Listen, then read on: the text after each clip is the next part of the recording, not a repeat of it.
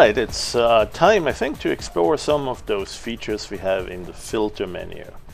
There are a lot of filters in the recent versions of Project Waffle. Some of them will modify existing images, and some of them will create something from scratch, and it'll be always a good starting point, perhaps, to start with that. Like, for instance, if you need a sky in the background and you don't want to paint it yourself, you can just use the sky filter there and change the color of the fog, perhaps more of a yellowish tint there if you're simulating a presence on planet Venus. All sorts of different options here, and some of them also makes for very different appearances. You know, you might have that at an angle and squeezed and whatnot. There's also some animations and some gradients you can throw at that, and so the colors of the clouds and other things can change there too. So lots of different ways to use these filters, and I want to start with one that you may have heard of from some other places, and it's called the Mandelbrot. It's a fractal generation filter. And in fact, this one's sort of a fractal Mandelbrot Explorer. What you do is so it's in the category of rendering. It renders this filter. Let's go render that. In fact, you know what? Let's get something a little bit bigger. Let's start with a newer, larger image. I'm using a beta version here, by the way, what might become 8.2. So you might see some slight differences in the interface, even if you have 8.1 at this time of the Howler edition. Let's go with 2K, so 2000 by 2000. Let's make it a perfect square. And start with that size. You can use the thumb wheel on your mouse if you have one to zoom in and out, or you can use the Control and Shift key and the right button to zoom in and out, all the same. So when you draw something here, you can see the zoom in and out. Now what I'm going to do is start with that Mandelbrot filter. And there we go. So click on Mandelbrot, and one thing you'll notice is that it's got this initial rendering, right? So here's a classical Mandelbrot pattern or fractal. And one thing you can do is you can zoom in a little bit. Now the moment you do that, you'll see a couple of things. You see this little white rectangle that indicates what portion you're looking at. You can zoom around, and when you let go, let's say you move around to this point here and you like that particular view, but when you let go, it changes, right? And that's because we have two rendering modes. One is the depth here, that's the final rendering mode when you rest, when you let go of the mouse. And here though, there is an interactive preview mode, that's at 64, that's a lower, so fewer iterations than the depth here. And so the trick here, if you don't want to see it different, if you want to see this and you say that's the way I like it, keep it that way. Well, it's not keeping it right now, it's changing it because it's going through additional rendering. What you want to do is set the depth the same as the preview depth, or vice versa, right? But let's say you like the way the preview shows it, what you'll do is you'll set this one to 64 as well. So that way, as you move around, you actually see the final render that it's going to give you, right? And you can do that if you're on a fast enough system. The idea with having a difference here between the preview depth and the final depth is that sometimes you're on a slow system and you may not have the ability to go through so many iterations rendering dynamically and seeing this dynamic walkthrough. So one thing I'm going to do is to play with some of these depths. Let's say, for instance, we want depth number 5. Well, there's not much there to be seen. Let's try number 11. Starting to see some bubbles there. Let's see number 16. Okay, so it's starting to go in there, and maybe 22, and we can go and set this one to 22 also. So as we navigate, it's staying at that level.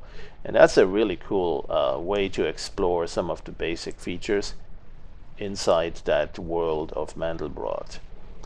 Benoit Mandelbrot, I think he passed away this year, last year, left us a legacy of really interesting mathematical experiments and wisdom here. What I'd like to do next is to show a couple of other features. So we can go and explore the depth there at 33, and it gets more and more detailed. And so at that point, you might be ready for, let's see, 55 for the preview. You might be ready for more zooming in. All right, so here's a zoom out state, and then here's I'm zooming in. and it's getting very sensitive here. So I'm going to try to get it to right in the middle. There you go. Already one down below. I want to get it right in the middle, like so. And so now as I'm zooming in, now of course I'm choosing the spot that's right there on the black. I'd like to be on the middle line. There you go. So now as I'm zooming in, look at that, you can see more and more detail. And so that's one thing that you can do to explore a little bit. Let's go back to perhaps 9 and 9. Let's go 22. Oh, that's a cool one. Let's do that. Let's see if we can get one of those. So that would be 22. There you go. Let's do this one and increase it perhaps a little bit. 26, a little bit more, 29. There you go. 29. Now you can also throw different gradients at it. So when you click on the gradients button, you see the choices of predefined gradients. You can also go to the sweep editor or the gradient editor. But even just changing some of these here will give you some nice alternative modes and very colorful changes here. Alright, so let's say for instance we want something that kind of comes from dark and goes kind of a black and white, but with a little bit more contrast. This one didn't make any change. Well, you know, this is where you want to just explore and find the one you like most, right? Let's see, yellow, white, yellow, black. This one's kind of cool. Let's try that. Okay, so that's one thing. And then the other thing is you can also add another layer, so you can actually combine with that. And I'm going to move this over to the side so you can see what's happening. Here we have the current layer panel. If it's closed, just click it. Right, you see it like this if it's closed because you have the info button below it. Just click the layers and that will open it. And you'll see right now you have just one layer. But if you go and click here to add layer, notice what happens over here.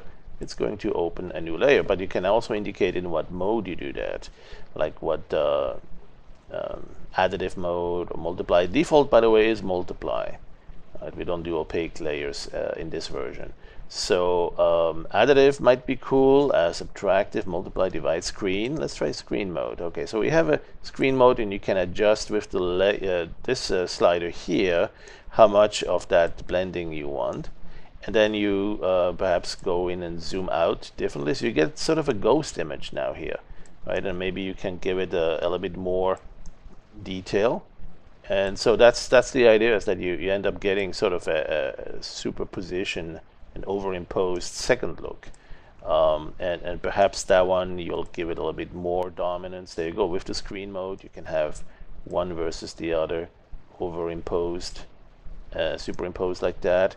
You can still also move it around, so you can actually look at a totally different section. There you go, like this one.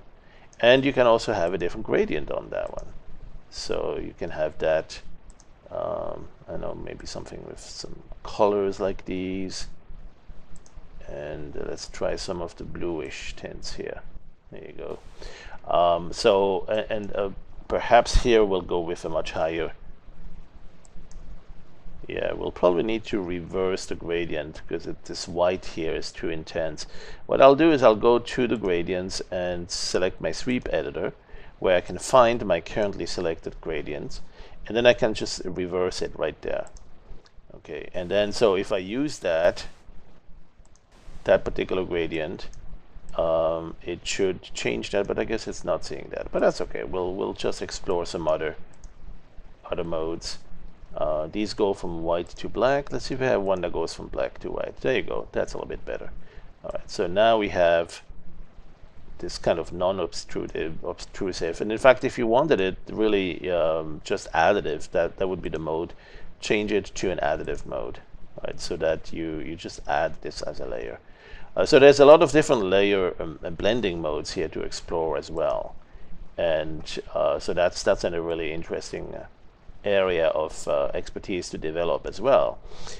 So you can see here that I'm adding sort of a superimposed level, this additional hard light or screen mode or subtractive, multiply, all sorts of different ways to combine additive, to combine these different layers.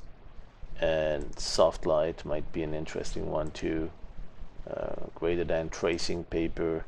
Ooh, that one's cool. All right. So you get a hint of the one in the back and a hint of the one in the front. And you can zoom this one out or zoom it in. And you can change how much. Let's give it 77 here. So as we explore and navigate around it, we see some really cool things here. All right, so that's an idea to explore a little bit. Let's say we keep this one. Actually, let's say we disable this layer after all. So we'll delete this layer. And we're back to just this one here. And I'll keep that. And now the other thing that I'd like to explore is actually combining that, not so much for painting. Let's go and undo that. Let's store this one. This is an image we might want to use again in a couple of ways. So let's store this image from the image menu and keep it handy. So, if we mess it up, if we do all sorts of stuff on it and we just destroy it, we can just click here to bring it back in.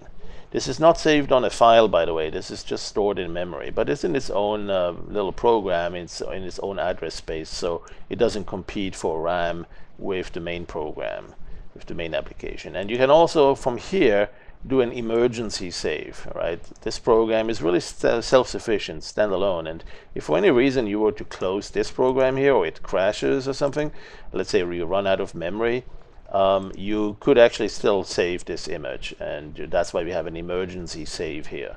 But there's lots of other things you can do from that image, and one of them is actually to use it as a color palette. You just click here, and now this thing is your color palette, so it picks the color as you're going around here. You can notice that if I make this a little bit bigger and bring it here, you see on the tool palette here on the left side, you got the two main primary and secondary colors.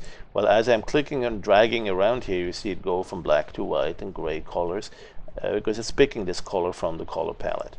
All right, so this had nothing to do with Mandelbrot other than we just used that as an example. But this is a nice feature too. It's a color picker mode of the stored image, right? And the stored image you can produce in a couple of places. One is in the image menu. Whatever your current image is that you're looking at, you can store that image.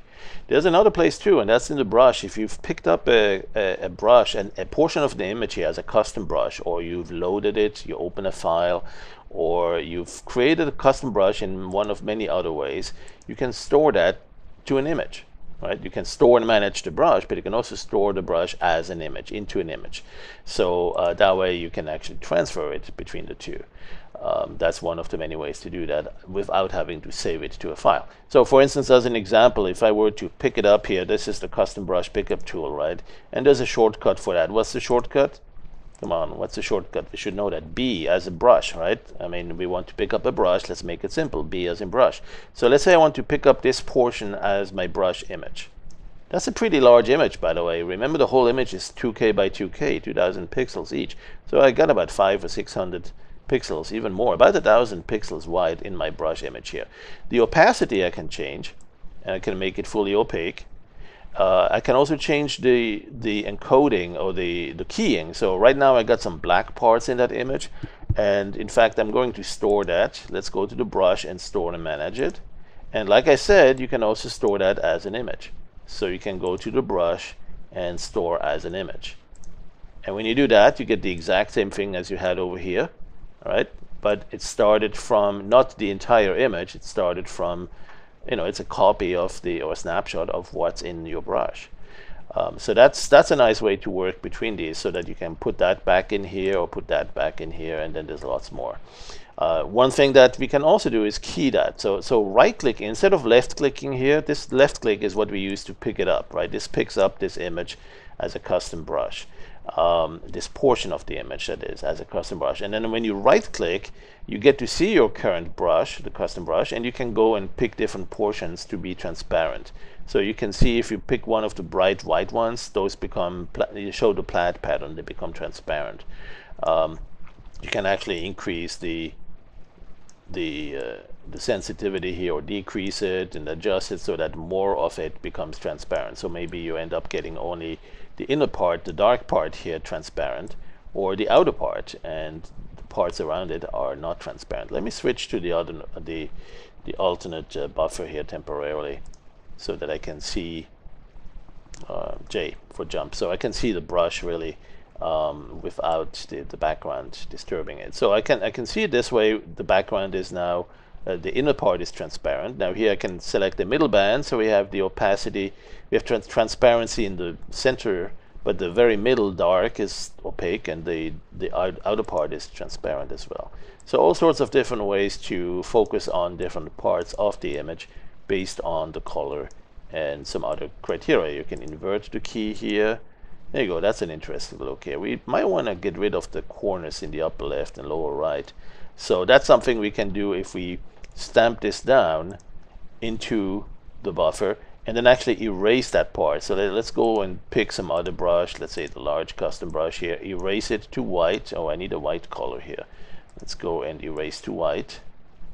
Let's pick white right there, or let's pick that from here, and erase to white, or a little bit faster, maybe fill a rectangle to white, and then fill a rectangle here to white as well. And then so when I do my brush selection here, or the magic wand tool, I can go and pick up, and I see it's picking out.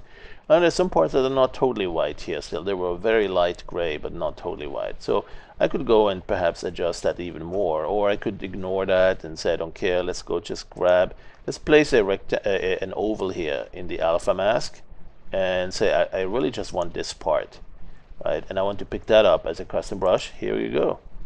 Select this as the custom brush, and now you got this part. But remember, you want it feathered soft, soft edges. This is crisp edge. So how do you do the soft edges? Well, let's go and do this again, or actually just undo back to the image. There you go, with the selection already in place.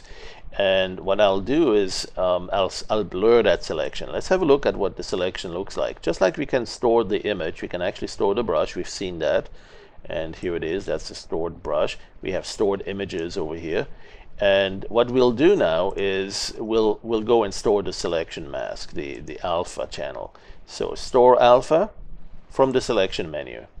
In earlier versions, that was called the alpha menu. So if you have like version 5 or version 6 of PD Pro, you'll probably see a menu called alpha rather than selection.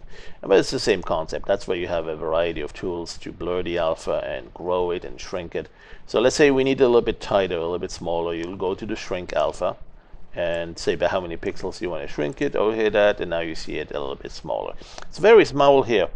Very small difference, because this is a large image. Remember, I got a 2K by 2K image here, so it's only a few pixels. It's only a little bit of a change. So let's do that one more time, perhaps with a larger change. Let's shrink the alpha even more, all the way 16 pixels. You'll see it go in, this circle kind of go inward.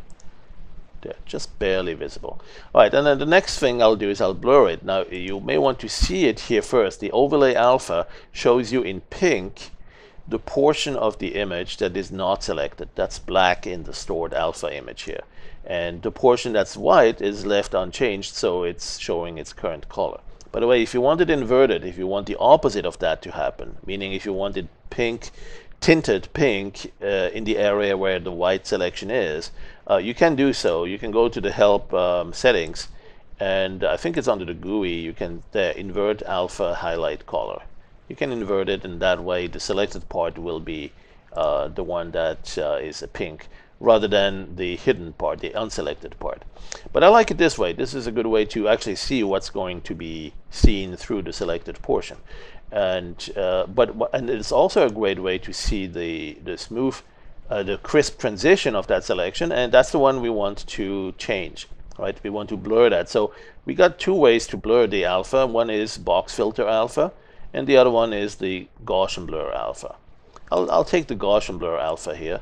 Everybody knows Gaussian blurs, and we can apply that not just on the image that's here, but actually on the alpha selection mask through that option. So I'll do that, and you can see it kind of gets blurry, that the selection is, this pink transition is no longer crisp like it is here. So that allows us to give it a nice precise selection that's a little bit more blurry.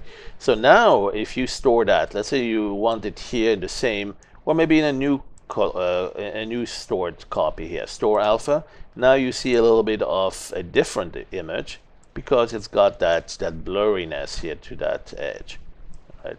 So that's, and in fact you could have done that instead of having a separate selection. You could have done it here. You just say here, get alpha, get this alpha channel, get this selection, right? If you click here, get alpha, bingo, now you have the smooth, updated, the current latest version stored in this alpha buffer stored copy. And you can invert it. And then when you put it in, replace here, right, that will put it back into the main buffer, I mean the main alpha channel. Bingo, now the inside is showing as purple. Right, so that's what this replace does, is it places whatever you have here back into the alpha channel in your selection mask. So let's go and invert it one more and put it there. You can invert it here too, by the way. But this one, when you say invert alpha, it inverts it right there. It doesn't invert it in the stored copy. Right, so here it replaces, it inverts it directly in your main alpha channel. And this one is not affected. That's a stored copy by itself. What you can do is you can get the alpha, like we did, and invert it and put it back and so on and play all day long. All right, but the reason why we did this is to have a blurry transition on the alpha channel, not on the image itself, but just on the selected part on the alpha channel. And that selection is blurry transition now. So when we pick this up as a new custom brush and we store it, we now have a little bit more of a blurriness. You can see it here in the preview as I'm hovering over it. It's got a blurriness to that. It's a transition that's soft. It's not blurring the image, it's blurring the alpha channel, the selection, the mask. And so with that now you can go and paint, and you can do all sorts of really cool stuff with that. One thing I'll do and explore to finalize this is to go and enable what's it called, the mirror, right? So there's a mirror mode here, and I'll say give it a vertical mirror and give it also a horizontal mirror. And let's go and close all these. We don't need these anymore. Famous last words, right? Of course, that's when you say, oh shit, I wish, pardon my French, I wish I still had that. But anyway, we can now go and paint this and create some nice, interesting kaleidoscope looking patterns. We can even turn this into an animation. Right, and then so for that what I'll do is I'll simply go to animation and create. Now we have a fairly large image. Let's see here, it tells us how much memory it's gonna need. Let's see if we can do 899 images. It needs about 1 gigabyte, right? 1132 megabytes. Yeah, plenty of room, we can do that. So we could actually do more. We could do about double that. Let's do 200. Let's see what that does. Oh, no, that's too much. All right, so let's go. It shows in red here, so that's not going to be good. Let's go 180. Let's see if we can do that. Still a little bit too much. See, these are very large images, so if you can't fit it in memory, it's going to tell you that. Okay, this might just work here. So, oh, no, still too big because I have a few other things that are already taking up memory as well. Let's try 100. Come on, let's not be greedy. All right. All right, still no good. Maybe I'll do that in a separate tutorial, but let's see if we can do at least 55.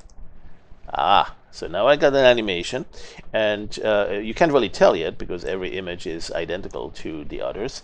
But what I can do is I can do some transform on that. I can do a timeline, filters, and let's do a transform. There it is. And transform perhaps the scale, like so. Let's do a transform where we go from small to large. So we start like this, and then at the very end of the animation, we'll go bigger, like so. And we'll also rotate a little bit. Can we rotate? Yeah, let's go by. Let's go to exactly 90. More or less. I mean, my mouse is not very precise yet. There you go. So we got that, and let's do it in a plain linear transition. All right, and then store that. So this keyframe now, see, rather than a smooth transition that eases in and out, let's do it just plain linear transition, and let's go. So now it's applying that transform on that filter, but we also have the mirror enabled. So which means it's not going to look like this here, it's actually going to mirror this image on the fly. And if it missed it, by the way, if for any reason you have some parts that are not clean, It is good here, but if you didn't, one thing you can do is you can go to the filter, animated, and apply mirror.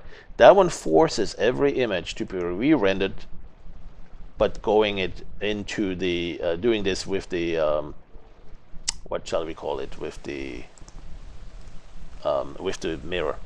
All right, so that's that. That was a quick intro to taking the Mandelbrot beyond the original. If you're looking at exploring that a little bit. What am I doing? Oh, I'm drawing, I guess, with a single pixel image. Let's undo that. All right, so here's the final image, little animation, and a cute little kaleidoscope. And we can still change colors on that if you don't like black and white. We can go and choose, let's go to the fill tool and select the gradients, and that way you can get to the sweep editor. And that's not the only way to do it, but it's a quick way I remember. And so if you like other gradients, there's a couple to choose from. Let's go back to the metals and see if we can find a gradient we like in particular. Well, let's try this one here. Right, well, we can throw that under the other filter here, the color, map to current gradient. And there you go. So now this one did it only on this one image. And really what we ought to do is apply that over the entire image sequence of the animation. So what I'll do is I'll undo that, and I'll see if we can do the same thing. What was it? Filter, color, map to current gradient. Let's see if we can do that on the timeline for the entire animation. So filter, color, map to gradient. Sure enough, there it is. And in fact, here in this one, you can even choose which one of these you like. So let's say you have a penchant for this reddish, yellowish thing, right? So let's use that one. Apply that. Bingo. All right. So that will be all for this quick intro on using Mandelbrot and having some fun. Thanks for watching.